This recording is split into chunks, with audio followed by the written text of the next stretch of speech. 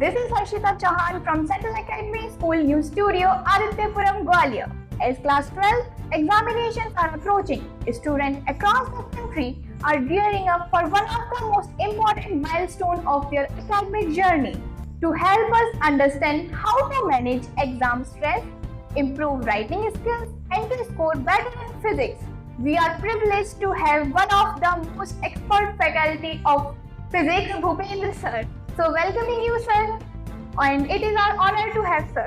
Good afternoon student, मैं आज यहाँ पे हर्षिता के साथ प्रेजेंट हूँ। फिजिक्स के एग्ज़ाम जो आने वाले हैं और एनी अदर एग्ज़ाम जो आने वाले हैं उनके लिए बहुत ही अच्छा इंटरेक्टिव सेशन हम यहाँ पे करने वाले हैं और आपको बड़ा बेनिफिट होगा इस सेशन से। तो आप इसका जो अपकमिंग एग्ज़ाम है उनमें आपको लगेगा कि जो आज डिस्कशन सेशन करने वाले हैं उससे आपको मार्क्स में भी, आपकी राइटिंग स्किल में भी और आपको जो एग्जाम में फियर होता है उन सब में काफ़ी बेनिफिट मिलने वाला है। So before starting this insightful session, let me tell you something. Bhupendra sir is known for his clarity of concept and student-friendly teaching approach. Sir has consistently guided students toward confidence and success in physics. So here are some shortlisted questions which are asked by students. So sir, as exams are very near and students are very stressed and nervous too. So sir, can you please guide us how can we manage this exam stress? Yes, Harshita, this is a very good question. Stress. First of all, student must understand this thing that stress is normal. But every time thinking about the stress is not good for the examination. This will reduce the exam performance as well.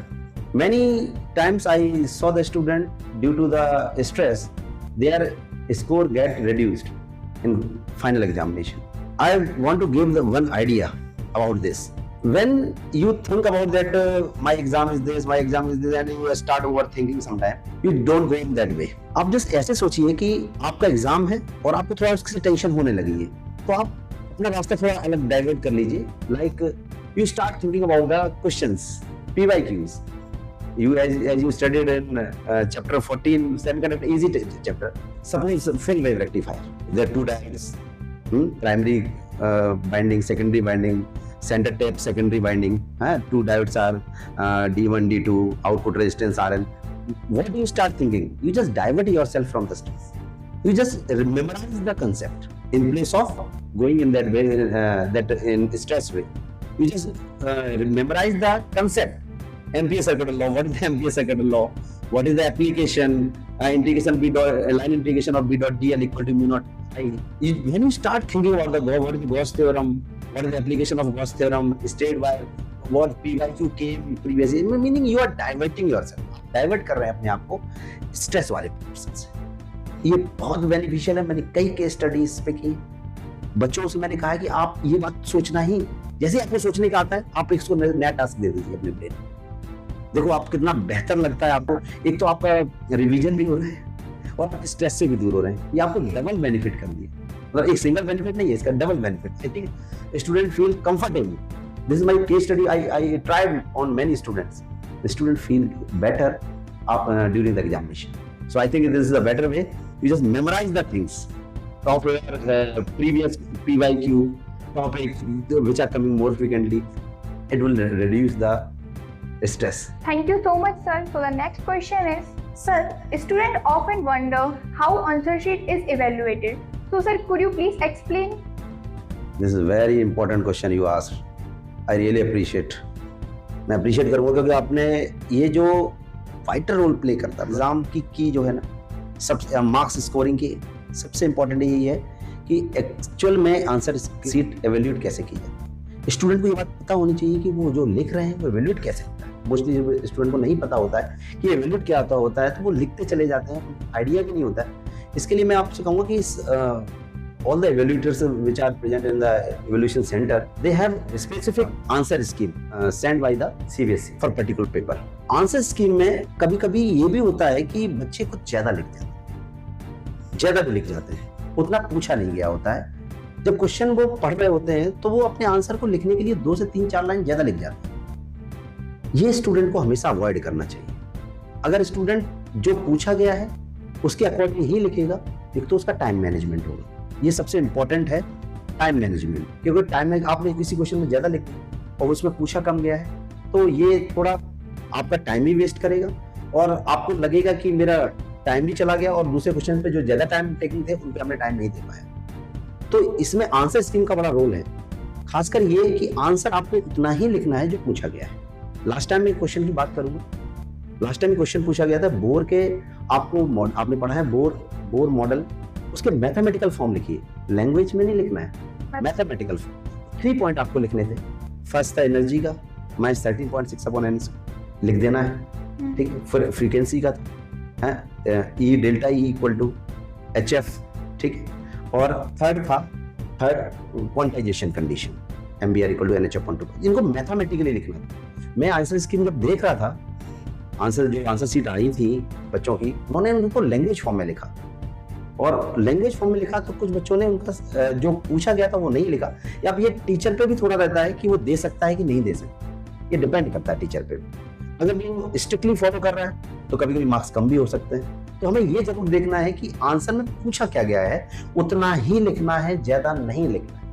अगर हमने ज्यादा लिख दिया तो उसका कोई फायदा नहीं मिलेगा, आपको टाइम ज्यादा लग गया। 1 से 1.5 मिनट में जो आंसर लिखा जा सकता था, बच्चों ने उनको आधा पैराग्राफ, एक पैराग्राफ मैंने खुद देखा, मैं एवोल्यूशन में था पिछली बार, तो मैंने खुद देखा तो बच्चों ने उनको ऐसे लिखा था। वो मतलब अननेसेसरी है, थोड़ा नहीं लिखना चाहिए। यही बहुत इंपॉर्टेंट है कि आपको पूछा जो गया है उतना ही लिखना है, ज्यादा नहीं लिखना है। उसके लिए आंसर स्कीम कुछ इस टाइप की इवैल्यूएशन के लिए दी जाती है। मैं स्पेशली 2 मार्क्स में कितना लिखना है, जैसे एनर्जी बैंड डायग्राम पूछा गया था, इसमें कितना लिखना है। जैसे आपको मैं कुछ इसमें और दिखा सकता हूँ कि कितना पूछा गया, बस उतना ही लिखना है। देखिए, आप खासकर मैं इस बात को हाईलाइट करना चाहूंगा कि 3 मार्क्स का क्वेश्चन है, 3 मार्क्स का क्वेश्चन है, तो उस क्वेश्चन में आपको कितना लिखना है ये बिल्कुल आंसर स्कीम में मेंशन होता है। और खास बात इसमें ये होती है कि अगर आपने कोई न्यूमेरिकल किया उसका स्टेप मार्किंग होता है, हाफ। अगर कोई लास्ट में गलत लिखता है तब भी उसको नंबर पूरा मिलता है। फॉर एग्जाम्पल, अगर मैं यहाँ आपका एक न्यूमेरिकल है जिसमें पहले स्टेप में आपको फॉर्मूला लिखना है, फिर वैल्यू पुट करनी है, तो आप देख सकते हैं इसमें कि आपको हाफ मार्क्स दिया गया है। अगर किसी का फाइनल में आंसर जाके गलत भी होता है तो उसको फिर भी मार्क्स मिलते हैं। तो बच्चों को ये आंसर स्कीम में खासकर ध्यान रखना कि अगर कभी कोई आंसर भी गलत हो जाता है फाइनल जाके, फिर भी आपको स्टेप बाय स्टेप मिलते हैं। तो इसमें बच्चों को ये भी ध्यान रखना है कि अगर पहले फॉर्मूला लिखना है, फिर उसकी वैल्यूज लिखनी है और फिर फाइनल आंसर जाके लिखना है उनको, ठीक है। ये स्टेप बाय मार्किंग होती है। तो बच्चों को ये ध्यान रखना कि कभी कोई अगर लगे भी कि मेरा एक आंसर गलत हो गया था तो आपको उससे इतना बॉदर नहीं होना है, फिर भी आपको मार्क्स मिलेंगे, स्टेप बाय स्टेप मार्क्स मिलेंगे। स्टेप बाय स्टेप मार्क्स इसीलिए दिए ही जाते हैं कि आप बच्चा को पूरे कंप्लीट आंसर में 3 मार्क्स नहीं काटे जाएंगे, कहीं हाफ है, कहीं हाफ है। तो इस टाइप से पहले फॉर्मूला लिखेंगे, फिर आप वैल्यूज पुट करेंगे, इस टाइप से आपको मार्क्स स्टेप बाय स्टेप मिलते चले जाएंगे। तो ये आंसर स्कीम का बहुत इंपॉर्टेंट है कि इवैल्यूएटर पहले तो इसको स्ट्रिक्टली फॉलो करते हैं, अननेसेसरी नहीं लिखना है इसमें।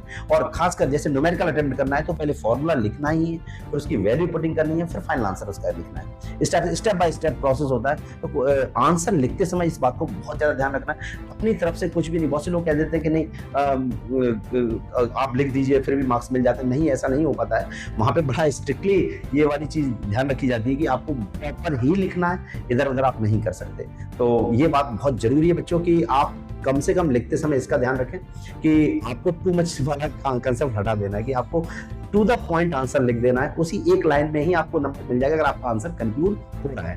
कंक्लूड होना बहुत जरूरी है। अगर आप क्वेश्चन जो पूछा गया है उसको बजाय आपने कुछ और लिख दिया, वो कंक्लूड नहीं हुआ आंसर, तो आपको ये ऐसा रहता है इसमें। इसलिए आप इसका ध्यान रखें कि क्वेश्चन में पूछा क्या गया है उसी के अकॉर्डिंग आंसर लिखें। अगर नहीं लिखा तो, आज मैंने बोर्ड का एग्जांपल दिया, आपको थ्योरेटिकल नहीं लिखना था उसमें, आपको सिर्फ मैथमेटिकल लिखना था। 3 लाइंस में, जैसे मैंने इसमें दिखाया था, 3 लाइंस में आपको मार्क्स अवार्डेड थे, लेकिन आप लैंग्वेज में लिख रहे हैं, टाइम मैनेजमेंट नहीं हो पा रहा है, टाइम ज्यादा लग रहा है, अगले क्वेश्चन पे आप उतना नहीं है, क्वेश्चन पेपर छूट गया।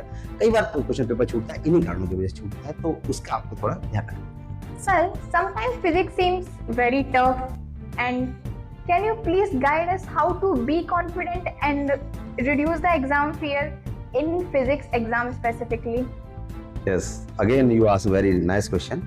When students start studying, I think students have many chapters well studied in that, meaning they have a confidence in those portion. Few chapter may be, कुछ चैप्टर हो सकते हैं कि थोड़े वीक हो, उसके मे बी वीक, इसके लिए हम एक बहुत बढ़िया पैटर्न कर सकते हैं कि first you divide your bifurcate your those chapter which are you are full confidence that these chapters are much stronger, and you have few chapters in which you feel that I have to do something with them. उसके लिए आप क्या करें, पहले वो bifurcate करके जो week portion है उसको अलग कर लें. फोकस हो गया कि ये तो मेरे बहुत अच्छे, ये वाले मेरे बाइफरकेट होके कमजोर वाले. उनमें से ये देखें कि which questions are coming more frequently in weaker portion. First you prepare, आप उसको पहले प्रिपेयर करें. जो वीकर पोर्शन है उनमें से सब नहीं करें प्रिपेयर, क्योंकि आपको ऑलरेडी वीक है और आपको प्रॉब्लम होती है उसको पढ़ने में. तो आप क्या करें, उनमें से ये देखें which questions are in previous year coming more frequently in that weaker portion. उसको आइडेंटिफाई करिए, उन्हीं टॉपिक को आप पहले पढ़िए, उन्हीं टॉपिक्स को आप पहले पढ़िए. तो आपको ये रियलाइज हो जाएगा कि चलो मेरा ये मैक्सिमम पोर्शन कवर है इसका. कुछ थोड़ा बहुत ऊपर नीचे होगा दैट हम बाद में भी थोड़ा टाइम रहेगा तो हम उसको मैनेज करेंगे, लेकिन आपको ये कठिनाई मन में नहीं आएगी बार बार कि मेरा पोर्शन पूरा ही खराब है. सिर्फ 3 चैप्टर्स आते हैं, वेव ऑप्टिक्स उठा लीजिए. वेव ऑप्टिक्स ज्यादा बच्चे ज्यादा फील करते हैं कि अल्टरनेटिंग करंट में फील करते हैं ऐसा कुछ. तो वेव ऑप्टिक्स में जैसे मान लीजिए कि पीवाईक्यू में क्या आता है, रिजल्टेंट इंटेंसिटी, इंटरफेरेंस, डिफ्रैक्शन पे न्यूमेरिकल आता है. ठीक, तो ये पोर्शन क्या है, आप इसको ये फ्रीक्वेंटली आता है तो इसको थोड़ा टाइम ज्यादा लो. अब if you learn more time definitely you will get something in that. 2-3 PYQ लगा लेना, then definitely you will improve that topic. So bifurcation is very important. Those have weaker portion in that which questions are coming more frequently. Suppose Snell's law of proof, law of reflection proof, light passing through the lens, prism and mirror, then what is the wavefront shape. So you just bifurcate the things which are coming more frequently. You first recognize them.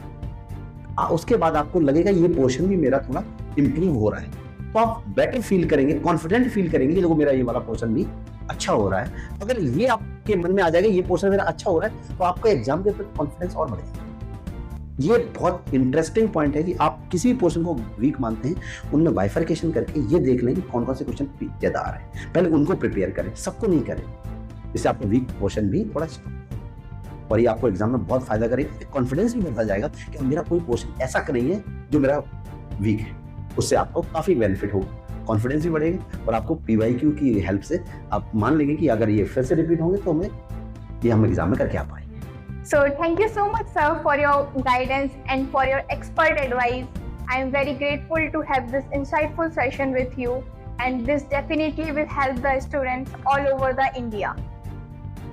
Yes, students, just keep preparing. Just give the exam fearless.